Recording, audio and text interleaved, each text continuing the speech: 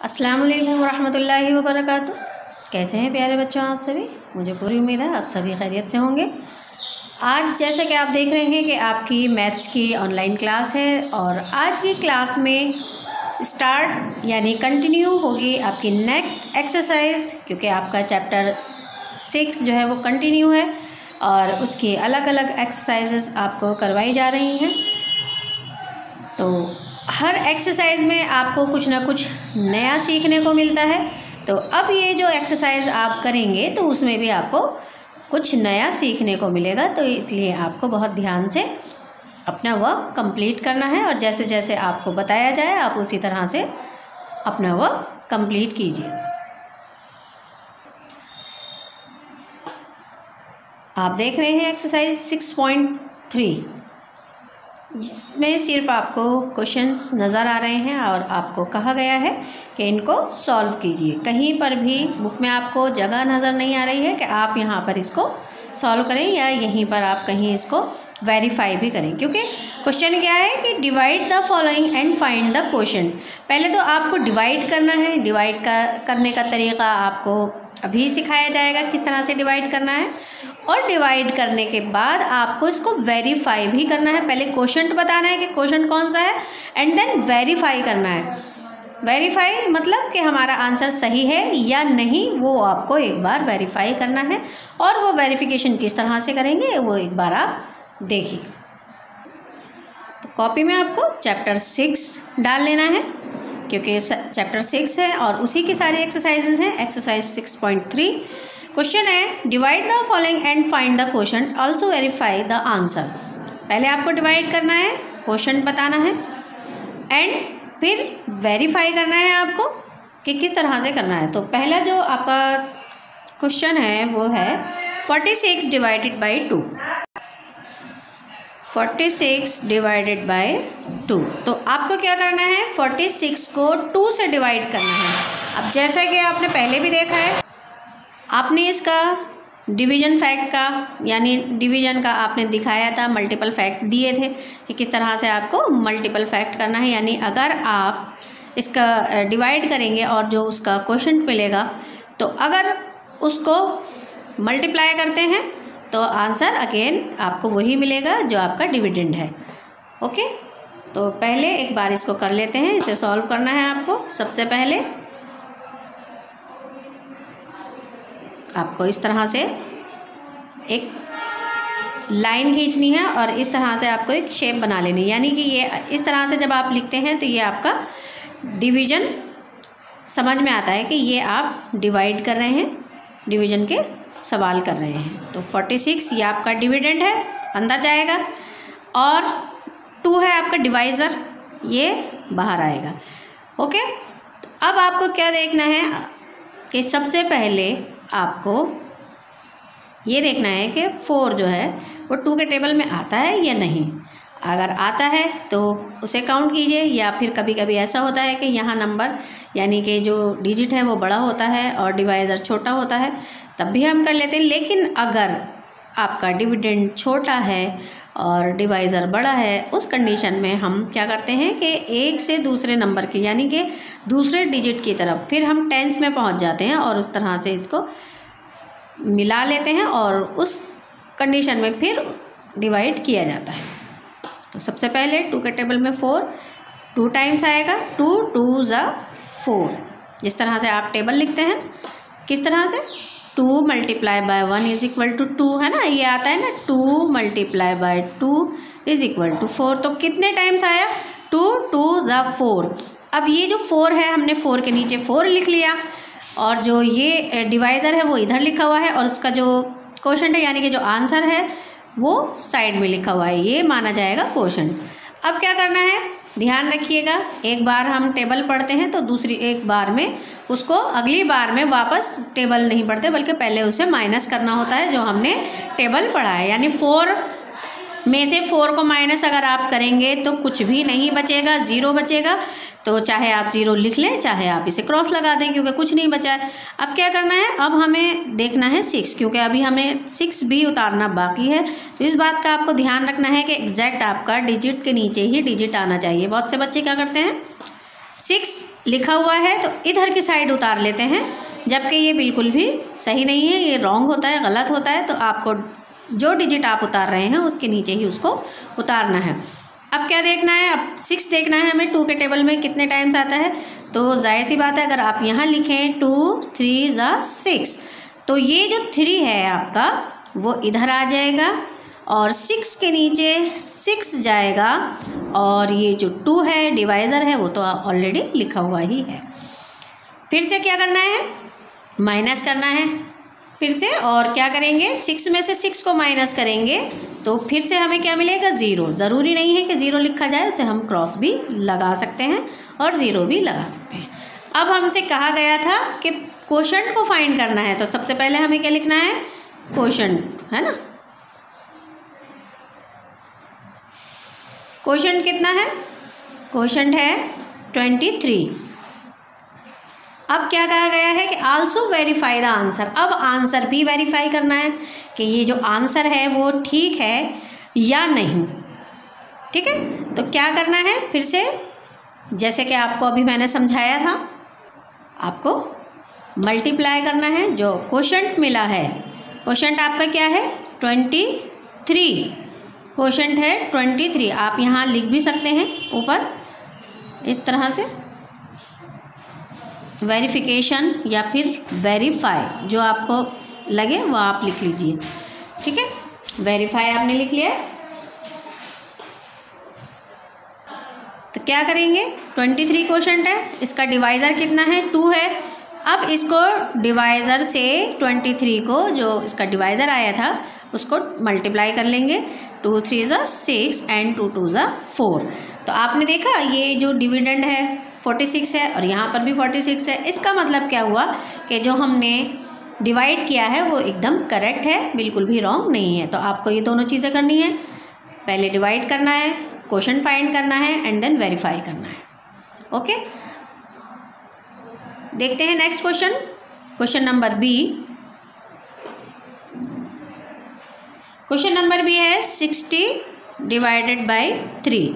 अब देखिए एक क्वेश्चन मैंने आपको बहुत अच्छे से समझा दिया है तफसील से, तो अब नेक्स्ट क्वेश्चन है वो हम फास्ट करेंगे, क्योंकि अगर हर क्वेश्चन में इतना टाइम लग जाएगा तो काफ़ी लंबी वीडियो बन जाएगी। तो आप जो है ध्यान से देखिएगा।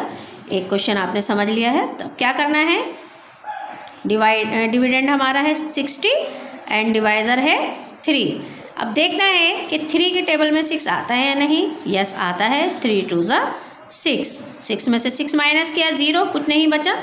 और ये 0 भी अगर हम लिखते हैं तो आपने देखा होगा, अभी आपने पिछली एक्सरसाइज में देखा था कि 6.2 में क्या था कि 3, अगर आप 0 से 0 को चाहे 0 डिवाइडेड बाई 3 करें तब भी आंसर 0 आएगा, चाहे 3 डिवाइडेड बाई 0 करें तब भी आंसर 0 ही आएगा। तो ये क्योंकि 0 है, अब ये 0 अगर आप यहाँ उतारते हैं बिल्कुल इसके नीचे, तो क्या होता है कि 0 है, 3 0 ज़ा 0 ही आएगा आंसर। तो इसका मतलब क्या हुआ कि 0 यहाँ आ जाएगा, क्योंकि 3 0 0, ठीक है, 3 0 ज़ा 0। तो आंसर क्या आया 20। कोशेंट कितना मिला 20। तो यहाँ आप कोशेंट लिख लीजिए नीचे इसके, कोशेंट इज इक्वल टू 20। अब क्या करना है, अब आपको वेरीफाई करना है, ठीक है। तो इसको आप यहीं कर सकते हैं वेरीफाई किस तरह से करेंगे, 20 को मल्टीप्लाई करेंगे 3 से, क्योंकि डिवाइज़र इसका 3 है, 3 0 0, 3 2 ज़ा 6। तो देखिए आपका आंसर बिल्कुल सही है। अगर यहाँ आपका मल्टीप्लाई करने के बाद आंसर सही आता है तो इसका मतलब ये है कि आपने डिवाइड बिल्कुल सही किया है। नेक्स्ट क्वेश्चन देखें, सी में कहा गया है 84 डिवाइडेड बाई 4। फिर वही करना है, आपको डिवाइड करना है 84 को 4 से। तो 4 2 ज़ा 8, माइनस करेंगे, कुछ नहीं बचेगा, 4 के नीचे बिल्कुल एग्जैक्टली 4 उतारेंगे, 4 1 ज़ा 4, इसमें से माइनस करेंगे, 4 में से 4 माइनस करेंगे, ये भी कुछ नहीं बचेगा। तो कोशेंट कितना आया, कोशेंट आया 21। यहाँ कोशेंट लिखिए, कोशेंट इज इक्वल टू 21। अब क्या करना है आपको, अब आपको करना है वेरीफाई, यहाँ लिखेंगे वेरीफाई, और 21 को 4 से कर देंगे मल्टीप्लाई। 4 1 ज़ा 4 एंड 4 2 ज़ा 8। देखिए आपने देखा कि जो डिविडेंड है और मल्टीप्लाई करके भी वही आंसर आ रहा है, तो इसका मतलब ये हमारा आंसर सही है। क्वेश्चन डी देखें, 90 डिवाइडेड बाय 3। सेम वही करना है, 90 को डिवाइड करना है 3 से। तो 3 3 ज़ा 9, माइनस किया कुछ नहीं बचा, 0 लिखा, तो वही आंसर आएगा हमारा 3 0 0। अब चाहे इसके नीचे 0 लिख के काट दें आप, चाहे मत काटें, क्योंकि ये 0 ही रहना है। क्वोशंट कितना आया है, यहाँ क्वोशंट लिखा जाएगा। क्वोशंट आया है 30 और वेरीफाई करना है तो आप क्या यहाँ कर सकते हैं, वेरीफाई। 30 को डिवाइड मल्टीप्लाई करना है आपको, 3 0 0 3 3 ज़ा 9। देखा आपने, बिल्कुल सही आंसर आया है। इसी तरह से आपको ई करना है, 82 divided by 2। 82 divided by 2 same उसी तरह से आपको करते चले जाना है। ठीक है, 2 के टेबल में 8 देखना है, 4 टाइम्स आएगा, 2 4 ज़ा 8, माइनस किया कुछ नहीं बचा, 2 उतारा, 2 1 ज़ा 2, माइनस करेंगे फिर से कुछ नहीं बचेगा, आंसर आया 41। क्वेश्चन लिख लेते हैं, 41 वेरीफाई करते हैं। वेरीफाई करेंगे, 41 को 2 से करेंगे मल्टीप्लाई, 2 1 ज़ा 2 एंड 2 4 ज़ा 8। 82 आपका आंसर आ गया है। इसका मतलब ये जो आपने सॉल्यूशन किया है एकदम करेक्ट है। Next question, F 69 divided by 3। उसी तरह से करते हुए चलते जाना है आपको। 69 को 3 से करना है डिवाइड, 3 2 ज़ा 6, माइनस किया कुछ नहीं बचा, 9 फिर से उतारा एग्जैक्टली 9 के नीचे, तो 3 3 ज़ा 9, माइनस किया 9 में से 9 0, कुछ नहीं बचा, करेंगे क्या लिखेंगे, यहाँ क्वोशंट लिख लेंगे। क्वोशंट लिखेंगे 23 और क्या करना है उसके बाद, वेरीफाई करना है। 23 को करेंगे 3 से मल्टीप्लाई, 3 3 ज़ा 9, 3 2 ज़ा 6। देखा आपने, एकदम सही है आंसर। इसी तरह से आपको जी करना है, 66 डिवाइडेड बाय 6। क्या करना है, 66 को डिवाइड करना है 6 से। अभी तो बहुत इजी आपको क्वेश्चन मिले हैं, आगे थोड़े से डिफ़िकल्ट भी आएंगे, तो ध्यान से करिएगा। 6 1 ज़ा 6, माइनस किया 0, फिर से ये उतारा एंड 6 1 ज़ा 6, फिर से माइनस किया 0, आंसर मिलता है, यानी क्वोशंट है कितना, 11। यहाँ क्वोशंट लिख लेंगे। क्वोशंट है 11 और आपको क्या करना है, वेरीफाई करना है। उसके लिए क्या करेंगे, 66 को 6 से कर देंगे, सॉरी 66 को नहीं बल्कि 11 को मल्टीप्लाई करेंगे।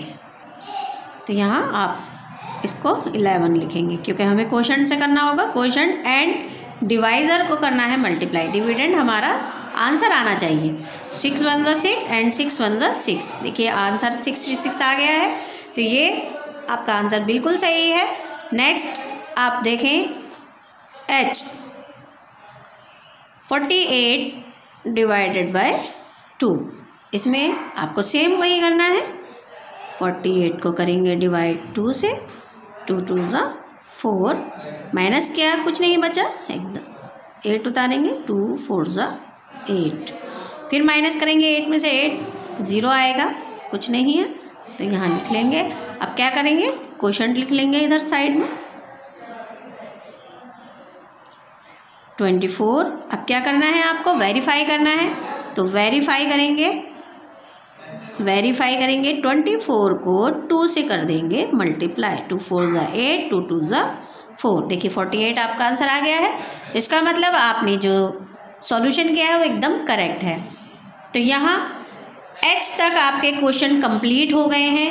अब आपको इसमें से I, J, K, L ये 4 क्वेश्चन आपको दे रही हूँ, ये आपको खुद ही सॉल्व करने हैं और दिखाने हैं सॉल्व करके। इंशाल्लाह नेक्स्ट वीडियो में उन क्वेश्चंस को भी आपको सॉल्व करके दिखाऊंगे और उसके आगे के क्वेश्चन भी आपको सॉल्व करवाए जाएंगे। तो तब तक के लिए अल्लाह हाफिज़, अस्सलाम वालेकुम, फ़ी अमानिल्लाह।